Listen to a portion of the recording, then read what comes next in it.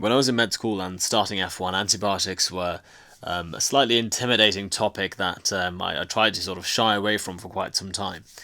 And I think the main reason that students find it difficult is because we are firstly taught about, all the different categorizations of bacteria.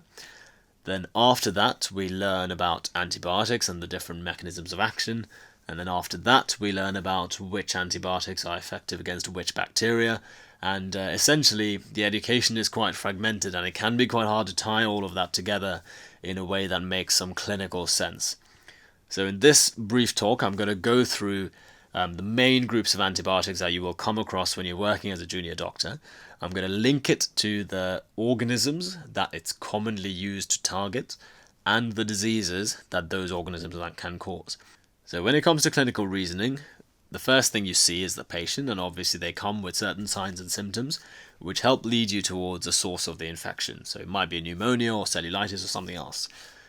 Based on the source of the infection, you can figure out which bacteria are most likely to have caused this type of infection. And then based on the bacteria, you can decide on the antibiotic.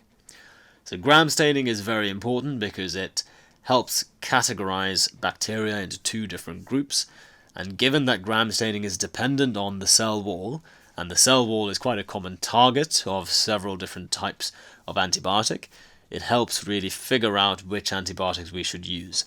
So first of all, talking about gram-positive organisms, the main organisms that we come across in day-to-day hospital medicine are staphylococci, streptococci, and C. diff, and these cause pneumonia, skin infections, colitis, and sepsis. There are three main families of antibiotics that are very good at targeting gram-positive organisms, so they can target others as well, but these groups of antibiotics are known for being good at targeting gram-positives. Beta-lactams are referred to as beta-lactams because they have a beta-lactam ring within their structure, and there are three subfamilies that fall under the category of beta-lactams. So this includes the original class of antibiotics, which are the penicillins, and within this category, amongst others, we find amoxicillin, coamoxiclav, flucloxacillin, and tazocin. Cephalosporins are another type of beta-lactam, and they're quite easy to remember because they all begin with keph, such as ceftriaxone, cefuroxime, and cefalexin. The carbapenems are often the last-line antibiotics because they are very broad-spectrum and very effective, but it also means that we don't want to expend them too often unnecessarily. So examples of carbapenems include meropenem and ertapenem. Glycopeptides are a bit like beta-lactams. They work by targeting the cell wall, and examples include vancomycin and teicoplanin. And finally, oxazolidinones include linezolid, which is used in some circumstances where all of the other options mentioned may not be effective. So for example, in MRSA infections, linezolid is quite good. Penicillin allergy is relatively common, and in patients who have penicillin allergies, macrolides such as clarithromycin and erythromycin are quite useful. So a couple of resistance patterns that are becoming increasingly prominent, and hence we need to be increasingly aware of them, include ESBL, so that means extended spectrum beta-lactamases, and these are organisms that are resistant to both penicillins and cephalosporins. Even more troubling than that are the carbapenemase-producing organisms, which means that they are no longer responsive even to meropenem. So these patterns of resistance are becoming more common, and hence it is important that we prescribe antibiotics appropriately and don't misuse them and try to be as narrow spectrum as possible.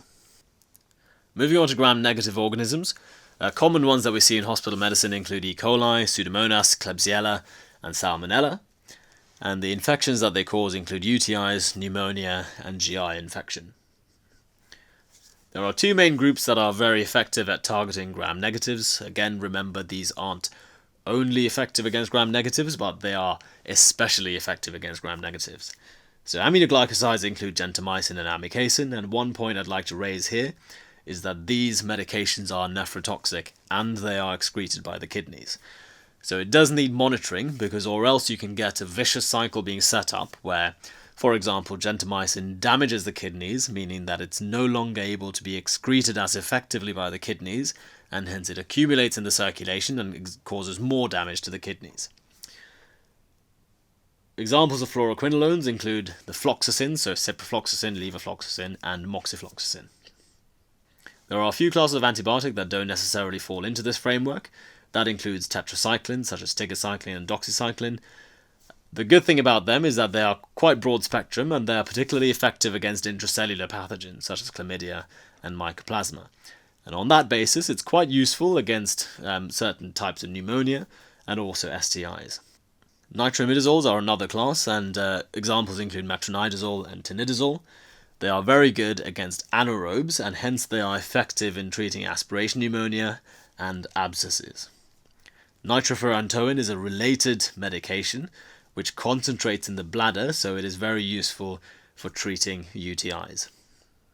Although I said it's ideal if we can be as narrow spectrum and targeted as possible, the reality is much of the time patients have an infection somewhere, but we can't really hedge our bets on which organism is causing the infection, and hence we need to be able to give some antibiotics that can cover both gram-positives and gram-negatives.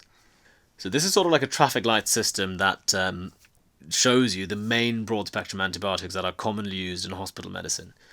So at the sort of milder end, we have coamoxiclav, which is effective against most gram-negatives, most gram-positives, and anaerobes. However, it is not effective against Pseudomonas and various Neisseria species. So tazocin is sort of like a step up from coamoxiclav. It's a similar medication that consists of a penicillin, which is piperacillin, and a beta-lactamase inhibitor, which is tazobactam, and it's effective against most gram-negatives, most gram-positives, anaerobes, and also Pseudomonas. It is not effective against some organisms, such as Neisseria gonorrhea. Meropenem is sort of like a last-line antibiotic that we use if nothing else is working, and the reason is that it's effective against basically everything, and ineffective against basically nothing. So it is pretty good. I mean, there are some things that it's not effective against. However, it is generally used as one of the sort of last line antibiotics that we use when patients are not responding to any of the others. Pseudomonas is an important cause of various hospital-acquired infections, and the reason we care so much about Pseudomonas is because it is intrinsically resistant to a lot of different types of antibiotic, and hence we need to know which specific antibiotics provide some Pseudomonas cover. And examples include ceftazidime, ciprofloxacin, gentamicin, and amikacin.